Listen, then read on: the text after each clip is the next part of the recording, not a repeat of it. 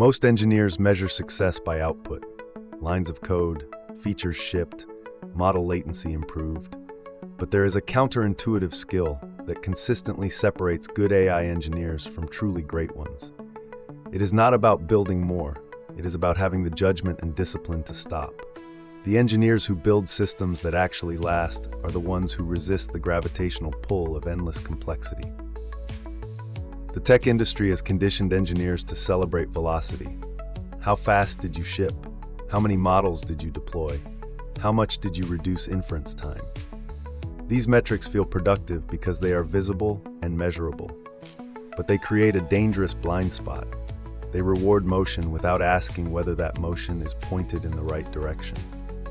Optimizing for the wrong metric faster is still moving in the wrong direction.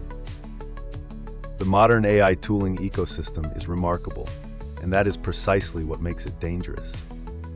When building feels fast and demos look impressive, momentum becomes a trap. Teams have spent months fine-tuning transformer models on problems that a 3-line regular expression would have solved with zero maintenance burden. The very accessibility of powerful tools removes the natural friction that once forced engineers to question whether a solution was necessary at all. One of the most profound engineering moves you can make is removing a component entirely rather than replacing it with something smarter. In production ML pipelines, this kind of subtraction creates compounding benefits. Systems become faster, cheaper to run, and dramatically easier to debug. Perhaps most tellingly, when you remove something that was not truly load-bearing, nobody misses it.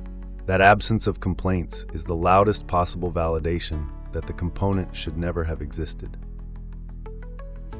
Andrej Karpathy's framing of coding agent mastery cuts straight to the heart of this problem.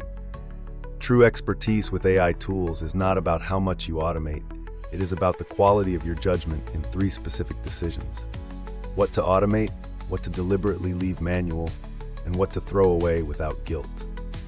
That third category is where most engineers fail. We are trained to build solutions, not to confidently declare that a problem does not deserve one. Before adding anything to a system, 3 questions cut through the noise with remarkable efficiency. First, will this still make sense in 6 months when someone else is maintaining it? Second, am I solving a real constraint or just an intellectually interesting one? Third, and most brutally honest, what actually breaks if I skip this entirely? If the answer to that last question is nothing obvious, you almost certainly do not need what you are about to build. Sit with that discomfort. It is doing important work. There is a common misconception that stopping early means giving up, that restraint is a failure of ambition. The opposite is true. Knowing when to stop requires that you understood the problem deeply enough to recognize that complexity is not the right answer. Building something impressively complicated is often easier than having the clarity to declare a solution complete and simple. Discipline in design is not a limitation. It is evidence of genuine mastery over the problem space. The systems that survive years of production use, team turnover, and shifting requirements are almost never the most sophisticated ones. They are the ones where someone had the courage and clarity to keep things small. Shipping less is not a compromise, it is a strategy. Understanding the problem more thoroughly than the solution requires is the highest form of engineering craft. The next time you feel the pull to add one more component, pause and ask whether subtraction might be the more powerful move.